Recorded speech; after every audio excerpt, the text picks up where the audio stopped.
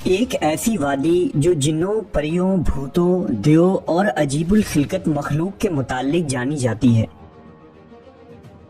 ایسا پہاڑ جہاں ہمیشہ اندھیرا رہتا ہے، چاند سورج کی روشنی وہاں کبھی نہیں پہنچتی۔ وہ وادی جہاں آج تک کوئی شخص نہیں پہنچ سکا۔ کیا یہ وادی جنوں کا دیس ہے یا کسی اور دنیا میں جانے کا کوئی پر اسرار راستہ؟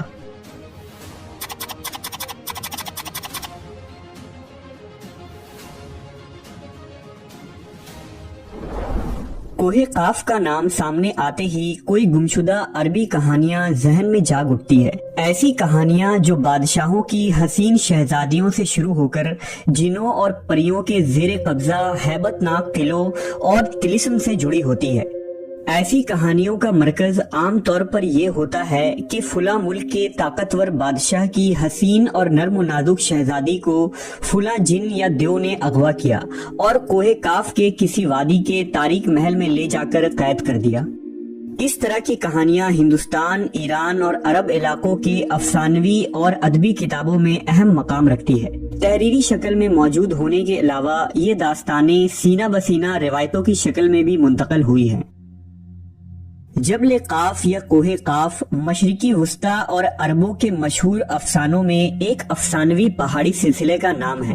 اسلامی روایتوں میں کوہ قاف کو جنوں کا وطن کہا جاتا ہے جسے خدا نے چمکتے زمرد سے بنایا ہے، جبکہ ایرانی روایتوں کے مطابق یہ علاقہ شمالی قفقاز کے علاقوں میں تھا، جس علاقے کو انسانوں کے کسی حکومت نے بھی آج تک قبضہ کرنے سے ناکام رہا، کیونکہ قدیم علم نے ان بلند پہاڑی علاقوں کو اسرار میں ڈھانپ رکھا تھا۔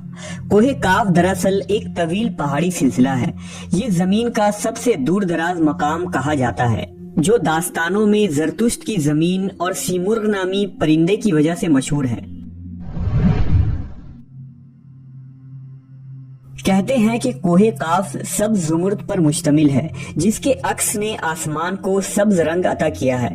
کوہ قاف کو جنوں کا شہر بھی کہا جاتا ہے، جہاں زمانہ قدیم میں جنات کی نسلوں نے بہت ساری حکومتیں قائم کی تھی۔ امام قزوینی لکھتے ہیں کہ کوہ قاف کئی علاقوں میں منقسم ہے، جس میں 70 زمینیں چاندی کی ہیں، 70 زمینیں سونے کی ہیں اور 70 مشک کی۔ عربی کتابوں کے مطابق قاف پہاڑی سلسلوں میں سب سے اونچا تھا، جو اللہ کی طرف سے زمین کو سہارا دینے کے لیے بنایا گیا تھا، اور اس دنیا میں جتنے بھی پہاڑی سلسلے ہیں، تمام سلسلوں کی شاخیں زیر زمین کوہ قاف سے جڑا ہے۔ اس طرح کوہ قاف جو اس زمین کا سب سے بڑا پہاڑ ہے، تمام پہاڑی سلسلوں کا مرکز ہے۔ زکریہ القزوینی نے 13ویں صدی میں عجائب المخلوقات و غرائب الموجودات نامی ایک کتاب لکھی تھی، جس میں انہوں نے کاسمولوجی کے مطابق یہ نظریہ دیا ہے کہ آسمان کو خدا نے تھام رکھا ہے تاکہ وہ زمین پر نہ گر پڑے۔ اس زمین کے چاروں طرف پہاڑوں کا ایک طویل سلسلہ ہے، جس میں کوہ قاف بھی شامل ہے، جو ان سلسلوں کو کھوٹی کی طرح اپنی جگہ پر رکھتا ہے۔ اسی طرح مشہور صوفی بزرگ جلال الدین رومی نے اپنی تحریروں میں کوہ قاف کا ذکر کچھ یوں کیا ہے کہ طاقتور بادشاہ سکندر ذوالقرنین نے آب حیات کی تلاش میں مشرق کا سفر کیا تھا۔ اس سفر کے دوران آپ کوہ قاف تک جا پہنچے تھے۔ جب آپ کوہ قاف پہنچے تو آپ نے دیکھا کہ وہاں فرشتہ اسرافیل قیامت کے دن سور پھونکنے کا انتظار کر رہے ہیں۔ کوہ قاف اور اس میں آباد مخلوقات کے متعلق ایک اور روایت بیان کی جاتی ہے کہ حضرت ابن عباس فرماتے ہیں کہ رسول اللہ صلی اللہ علیہ وسلم ہمارے پاس تشریف لائے، جبکہ ہم مسجد نبوی میں حلقہ بنا کر بیٹھے ہوئے تھے۔ ہمیں آپ صلی اللہ علیہ وسلم نے فرمایا، کیا کر رہے ہو؟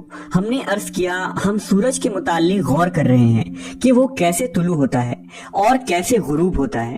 فرمایا، تم نے اچھا کیا، اس طرح سے مخلوق میں فکر کرو، خالق میں فکر نہ کرنا، کیونکہ اللہ جس کے لیے جو چاہتا ہے پیدا کرتا ہے۔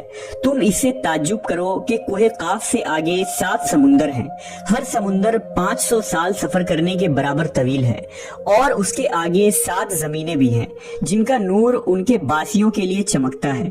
اس کوہ قاف کے آگے 70,000 مخلوقات ہیں جو اڑتی ہیں، ان کو پرندوں کی شکل میں پیدا کیا گیا ہے۔ یہ مخلوق اور ان کا بچہ پیدا ہوتے ہی ہوا میں اڑنے لگتے ہیں۔ یہ اپنی تسبیح کی ادائیگی میں ذرہ برابر وقفہ نہیں کرتے۔ उनका खाना भी हवा है, उनका पीना भी हवा है, उनका लिबास भी हवा है, उनके बर्तन भी हवा के हैं। वो ये नहीं जानते कि अल्लाह ने हजरत आदम को पैदा किया है, और ना इब्लीस को जानते हैं, और ना ही इब्लीस की औलाद को जानते हैं। अल्लाह ने कोहे काफ को दुनिया के गिर्द तख्लीक किया है। ये तमाम दुनिया इस पहाड़ के दरमियान में ऐसे मौजूद है जैसे एक उंगली में अंगूठी। कोई इंसान वहां पहुंच नहीं सकता है, क्योंकि वहां पहुंचने तक 4 महीने अंधेरे से गुजरना पड़ेगा। ये वो पहाड़ है जहां कोई सूरज नहीं, कोई चांद नहीं। यहाँ तक कि ये लोग चांद और सूरज के बारे में भी नहीं जानते कि अल्लाह ने चांद और सूरज भी तख्लीक की है। जो रोशनी उन तक पहुंचती है वो काफ पहाड़ की रोशनी है, और वहां मौजूद लोग जड़ी बूटियां खाते हैं और उनके बदन पर कोई कपड़ा नहीं होता। सहाबा ने पूछा, या रसूल अल्लाह, क्या वो लोग फरिश्ते हैं? आपने इरशाद फरमाया, नहीं, वो फरिश्ते नहीं, लेकिन अल्लाह से उनकी फर्मा बरदारी बिल्कुल फरिश्ते की तरह है। फिर आपने फरमाया कि मेराज की रात उनकी मुलाकात कोहे काफ के लोगों से हुई थी, और वहाँ के लोगों ने आप सल्लल्लाहु अलैहि वसल्लम की दावत को कबूल किया और वो मुसलमान हो गए। सूफिया कराम के नजदीक दरअसल कोहे काफ इस जमीन में मौजूद कोई पहाड़ नहीं, बल्कि कोहे काफ से मुराद आलम मिसाल में वाक़े वो पहाड़ी सिलसिला है जो बजरिया कश्फ औलिया कराम के मुशाहिदे में आते हैं। जैसा कि ख्वाजा फरीदुद्दीन अत्तार जैसे सूफिया ने इस तसव्वुर का मुशाहिदा किया है। तरीकत में कोहे काफ को शऊर का एक दायरा और मुरीद का हद समझा जाता है, जिसे पाकर बंदा फना फी अल्लाह के दर्जे तक पहुँच जाता है। बहुत सारे लोगों का ये मानना है कि ये लफ्ज काफ किसी चीज की मरकज को जाहिर करता है, और ये लफ्ज इतना मुकद्दस है कि कुरान में पूरी एक सूरे का नाम सूरे काफ है, जो इस कोहे काफ पहाड़ की तरफ इशारा करता है। इस सूरा में अल्लाह की वहदानियत, मौत और जिंदगी का नजरिया पेश किया गया है। कोहे काफ जोग्राफियाई एतबार से हमारी इस जमीन में कहाँ मौजूद है, इसके मुतालिक मुख्तलिफ नजरियात पाए जाते हैं। ज्यादातर मुवर्रिखीन का इस बात पर इत्तफाक है कि अरबी दास्तानों की कोहे काफ दरअसल मौजूदा रूस में कफकाज यानी माउंट कॉककस नामी एक पहाड़ी सिलसिला है। ये इलाका यूरोपी रूस में बहरे असवद और बहरे कज़वीन के दरमियानी हिस्सा है, जिसमें आर्मीनिया, अजरबैजान, दागिस्तान, रूस और चीचिनिया जैसे मुल्क शामिल है। ये इलाका कुदरती हुस्न से माला माल है, जहाँ जानवरों और परिंदों की बेशुमार अक़साम पाई जाती हैं। झीलें, आबशारें और छोटे छोटे चश्मे देखकर ऐसा मालूम होता है गोया जन्नत जमीन पर उतर आई है। यहाँ इंसानी आबादी बहुत ही कम है। ये पहाड़ी सिलसिला एशिया को यूरोप से जुदा करता है।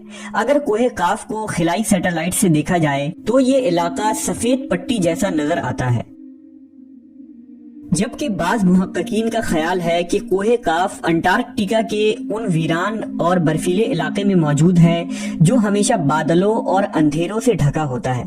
जबकि कुछ लोग कदीम दौर के अटलांटिस सिटी को ही कोहे काफ करार देते हैं, जो किसी बड़े अजाब की वजह से तबाह हो चुका है।